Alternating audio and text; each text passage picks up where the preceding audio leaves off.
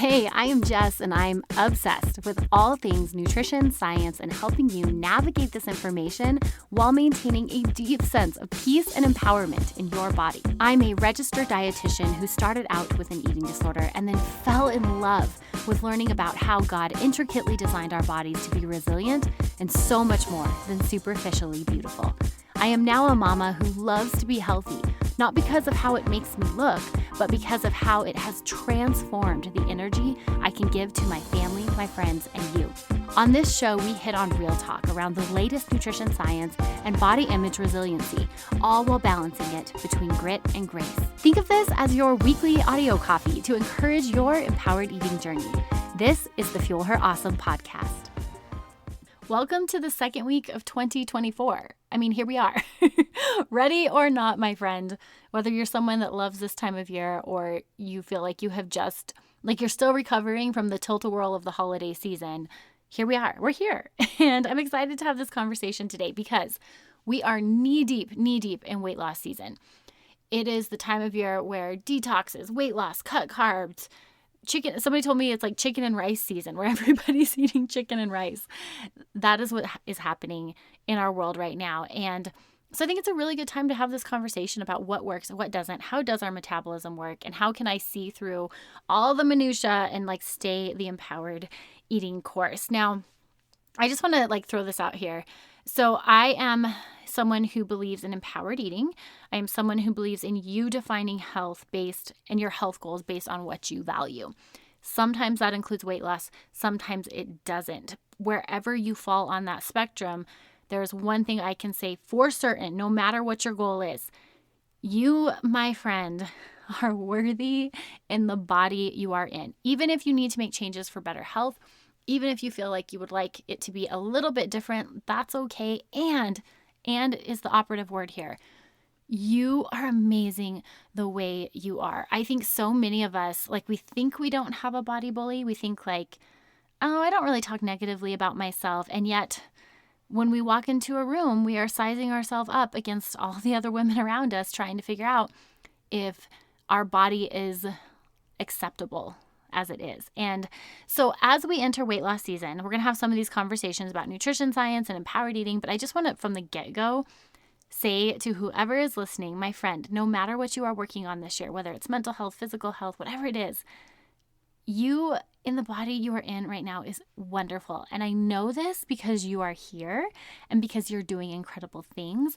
And I don't know who along the way told you your body was not worthy, that it wasn't enough, that it doesn't live up to what it should be. Wherever that came from, I just want to be the voice of something different this year that says, you are enough. You are beautiful. And we are looking at deeper levels of beauty in this podcast. And I know this is a challenge because we are in a world that tells us our body size matters. And for those of us that are willing to stand up and not buy into that and do the thing anyways, right? Take up emotional and physical space, even in the body we are in. I just want you to know you are a world changer. You are breaking the cycle for the next generation. So thank you for being here today.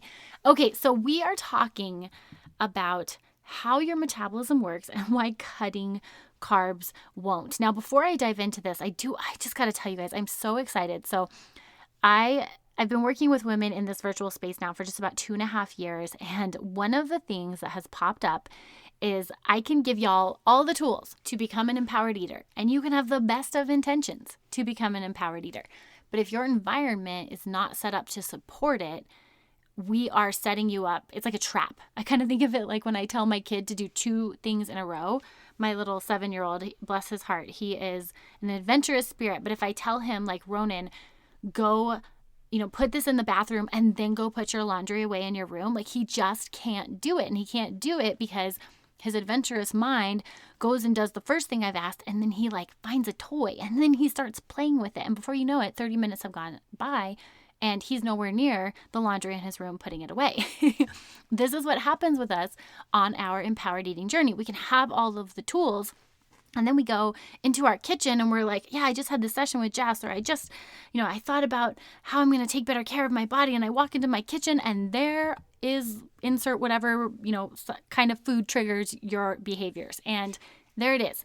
And all of a sudden you're distracted and your adventurous little mind takes you to a new place and you're doing the very thing that maybe you didn't want to do. So we can have all the tools, but we have to set up our environment for success. So I put together this program for you all. It is a 30-day empowered eating boot camp.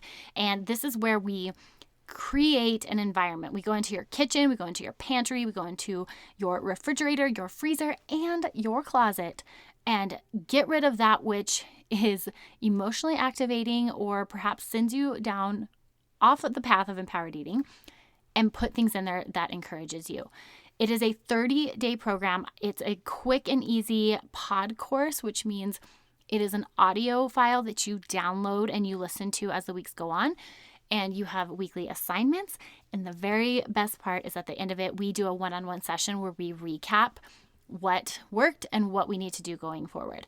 I put that very strategically at the end of the program as a form of accountability. So in other words, when you sign up for this program, you work through it, and at the end of it, we got to meet and we got to talk through it. And I know me, like I have recently signed up for some new coaching programs, and like I was all gung-ho at the beginning and signed up and got started, and I was so grateful that I had a one-on-one session on the calendar a few weeks later, because between the sign-up time and my actual scheduled time to meet with my coach, I had encountered many obstacles. I was feeling a little discouraged. Not everything went as I thought it would. And so I needed that date on the calendar to, one, hold me accountable to continue to move forward, and also as a point of contact to discuss what's working and pivot. So I have specifically set this up for you guys to kickstart your year, to make your environment one that supports empowered eating. So you can find details on this at jessbrownrd.com/bootcamp. Go ahead and check it out. The price is set for this month, but it's actually going to jump up at the end of January. So if you want to get into the program and snag that one-on-one session with me, do it this month because it'll jump in February. And yikes, that will be here before you know it. Okay, but that's another story. Let's talk about your metabolism. So we're going to have like a little metabolism one-on-one session here. This is something that you may or may not know, but I'm going to start from the beginning just in case any of you don't have this like base knowledge. So when I was in high school, I had this thought that like you only burned calories when you exercised. And you know what's funny? I mean, I think many of us in our adult life, we've grown beyond this. We know that you have like a basal metabolic rate, but I still work with a lot of teenagers and they don't know this. So I'm talking about it here because if you have teenagers, go talk about this at home. There are so many teenagers that still don't have this concept, and I was one of them. I didn't realize that our body had this basal metabolic rate. So let's break down the overall energy needs that you have on a 24-hour basis. So at the base, we have your resting metabolic rate or your basal metabolic rate. This is the amount of calories your body burns in a 24-hour period. So this is how much energy it costs for you to be alive. Now, a quick pause. I'm going to use the words calories and energy interchangeably because they are one and the same. Calories, our culture has like hijacked this word and made it this like nasty little gremlin that we want to avoid, but it's really just a unit of measurement of energy. Like when they test food or energy levels in food, they have this whole system where they actually burn the food and they see how much energy is required to raise 1 milliliter of water 1 degree Celsius. And that, my friend, is a calorie. So you will hear me use those words interchangeably here on the show today. Okay, so we have that 24-hour energy requirement, and that's for our body to do all the things we don't think about, like our heart to beat, our lungs to breathe, our hair to grow, our eyes to blink, all of the things our body just naturally and incredibly does on its own. That is powered by our resting metabolic rate, and that requires energy. This is going to range in individuals pretty much anywhere between like 1,100 calories and like 1,800 calories, depending on your height and, you know, how much lean tissue you carry, your age, how much you're growing, all of the above. So we have your resting metabolic rate. Then we have something called your activities of daily living. Now, this is the category of energy expenditure that is like the stuff we choose to do that may not be exercise. So like going to brush your teeth, walking up and down the stairs, going to do the dishes. These are activities of daily living. This tacks on another layer of energy that is expended during the day. Then we have something called the thermic effect of food. This is the energy cost of digesting food. Anytime we eat something, the food goes into our stomach and our body starts to produce all of these acidic juices and enzymes, and it starts to break down the food we eat. Well, where do those juices and enzymes come from? They come from calories, they're proteins, they're micronutrients. They come from the food we eat. So there's this thermic effect of food, which is about 10% of the food we eat. So in other words, like if you eat 2,000 calories in a day, about 10% of that, so 200 calories, are required to digest the food you are eating. So we've got the thermic effect of food. Then we have something called the NEAT factor, which stands for non-exercise activity thermogenesis. Like, that's a mouthful, isn't it? Non-exercise activity thermogenesis. This is a term for all the fidgeting we do. Now, I'm just going to put this out there. I am going to guess you are a person that fidgets. Most the women that I interact with, the kind of person that is on the other end of this podcast, is a go-getter, a high achiever, a doer, ergo a fidgeter. I mean, you should see me as I record this podcast. My hand is moving, my head is moving. I'm a little wiggly worm all of the time. Now, they've actually named this characteristic or this personality trait and tracked it, and it's called your NEAT factor, your non-exercise activity thermogenesis factor. And on average, we burn an additional amount of calories every single day because we are fidgety human beings. Then on top of that, we have exercise. If that's something we participate in, that's an additional energy expenditure. And then beyond that, this is for anyone who's growing or healing or recovering from an energy, there's an additional energy requirement to meet your metabolic needs. So that's Metabolism 101. There are a ton of things that go into building how many calories or how much energy you need in a day.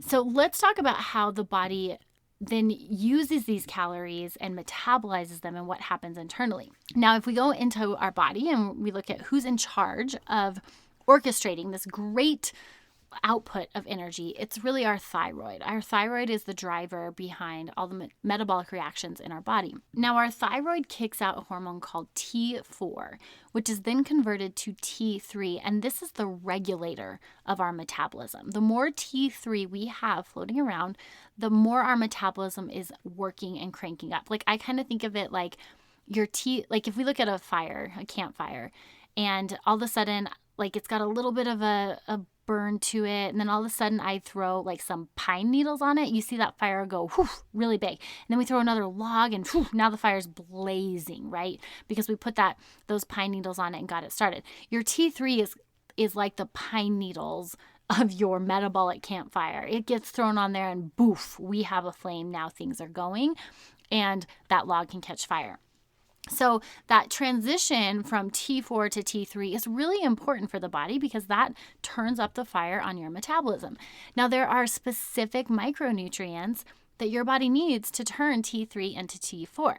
It needs selenium, zinc, adequate glucose, and hydration. It needs all four of those things to make that happen. Now, one of the things that happens when we don't eat enough, like we're not eating enough to meet all the requirements of what our metabolism needs. So remember all that list I went over, the basal metabolic rate, the activities of daily living, all of that. Like if we're not eating enough, what happens is T4 doesn't get converted to T3. Instead, it gets converted to something called reverse T3. This is the hormone that is similar to what like bears produce when they go into hibernation. It decreases our metabolism. It tells the body, hey, slow everything down because we need to conserve energy. So when people go through a major carb cut, which a lot of folks are doing right now, we are not giving our thyroid adequate glucose. And so it's going to slow that process of converting T4 to T3. When we do a major calorie cut, we tend to miss out on micronutrients and not get enough selenium and zinc, which will also prohibit the turnover from T4 to T3, which again is going to slow our metabolism. This is a major problem. And this is one of the big mistakes I see folks make as they go into New Year's and they think, okay, I'm coming off the holidays, I've had all this extra food, or maybe I feel like I've gained weight or I've overindulged. So now I'm going to do this crazy cut. And it's such a hard cut that it actually kicks our metabolism into that hypometabolic state. Now, the problem with the body is it has a memory. And the more we do this, the more we oscillate from like a high calorie intake to a really low calorie intake and not giving our body adequate fuel, it starts to over time decrease that metabolism. And that can be recovered with adequate nutrition, but over time and repeating it, the body remembers that and it starts to, it gets traumatized. It doesn't trust that you're going to feed it again. So that's one of the first problems I see with these major carb cuts is that it prohibits our thyroid from optimally functioning and keeping that T4 turning into T3 to where we can have an elevated metabolism. Now, one of the other things that happens with these carb cuts, which subsequently create a calorie cut, is that we kick ourselves into something called a relative energy deficiency. Now, this is one of my favorite nerdy topics. This is the work I love to do with athletes, and I work with our local university, and I'm fortunate enough to get to see all the high-risk athletes or the athletes that are struggling with something called REDS, which is the clinical term for relative energy deficiency. Essentially what this is it's looking at how much energy we have available for that resting metabolic rate that we talked about. So how much energy do we have for our body to do basic metabolic function after we take into consideration how much you've eaten and how much energy you have burned from your exercise and activities of daily living. So this is a fascinating assessment to do with the folks I work with. We look at, okay, if you're eating 1,500 calories, right, and you're expending 500, that means you only have 1,000 available for metabolic function. And one of the cool things we can do is actually look at how this is relative to your fat-free mass, and which is your metabolically active tissue. And we can come up with a number that says, okay, this is a safe calorie level for you, whereas if we go below this number, we're actually putting your body into this relative energy deficiency where there's a myriad of other metabolic complications. So the clinical term, like I said, is relative energy deficiency. And what we find is that you get flagged for this. You're not eating enough to support your basal metabolic rate. We see things like endocrine dysfunction, menstrual dysfunction, there can be cardiovascular issues, gastrointestinal issues, low iron. If you're in the teenage years or your kids are going through this, it stunts growth and development. We do see that any psychological issues with food become worse. There's immune suppression, and then there's metabolic dysfunction. So a lot that comes with this, and working with primarily women, I do work with some men, but working with primarily women, I'm particularly interested in the hormone dysfunction that comes with this. And, I got to say, this is one of my biggest pet peeves is I will see teenagers and young adults and young women that come in and their hormones are off, their menstrual cycles all over the place. And when they go see a physician who, granted, I think they're up against a lot, right? The physicians have like 15 minutes to meet with these patients and cure all of their problems. So this isn't a criticism of doctors. I think they're doing the best they can. But what happens is they get put on medication or they get put on a hormone replacement therapy to try to normalize their hormones without ever investigating, like, are they eating enough? Up to 65% of athletes, of people who move their body on purpose, do not eat enough to support their workout and their metabolic function, and they're experiencing menstrual abnormalities. That's a huge chunk of people out there. So I'm a big advocate for we got to make sure you're eating enough. And even if your goal is weight loss, even if you are looking to go down that path, we still have to make sure you're eating enough. Like, are you eating enough protein? Are you eating enough of the nutrient-dense kinds of foods to give your thyroid selenium and zinc and iodine? Like, are you still getting enough? Our culture is so hyperfixated on eat less, weigh less, be less. It's so sad. And I want to challenge you this year, as we are in this weight loss season, to look at, are you getting enough? Are you fueling your body with adequate amounts of fuel and carbohydrates? Okay, just one more tidbit of nerdy information here. I pulled this from a review on relative energy deficiency, and I loved it because it talked about how, I just talked about the female sex hormone imbalances that come with low energy availability, but they've also found that Low energy availability impacts some of our metabolic hormones like insulin, which is responsible for pulling basically when we eat carbohydrates, pulling that carbohydrate or glucose molecule into our cells to be used as energy. Having low energy influences our insulin production. It's also going to influence our cortisol. It's going to spike it up, putting our body in a constant state of stress. It's going to impact growth hormone. It's going to impact our ghrelin levels, which are our hunger hormones. It's going to impact our leptin levels, which are our satiety hormones. And what I've found, and I talk about this in more detail inside my program, the Empowered Eating Method, but ghrelin, our hunger hormone, when we initially go into that low energy available state, ghrelin, our hunger hormone, shoots through the roof, right? Like that's the natural survival mechanism. Your body's saying, we don't have enough. Get some food in me, sister.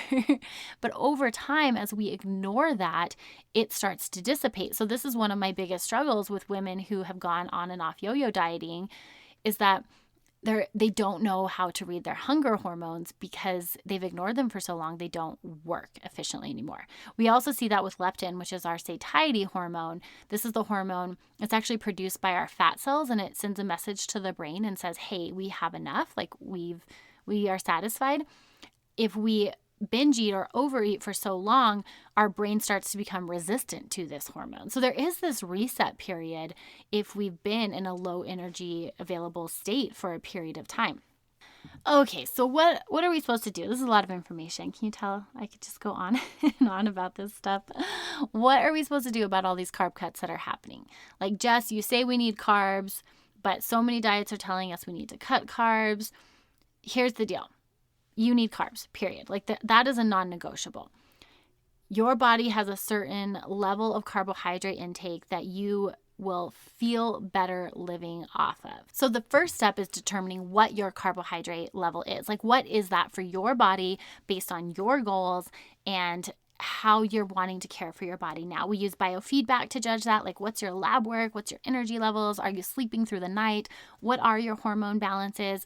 We can look at all that to determine what is an appropriate amount of carbohydrate for your body.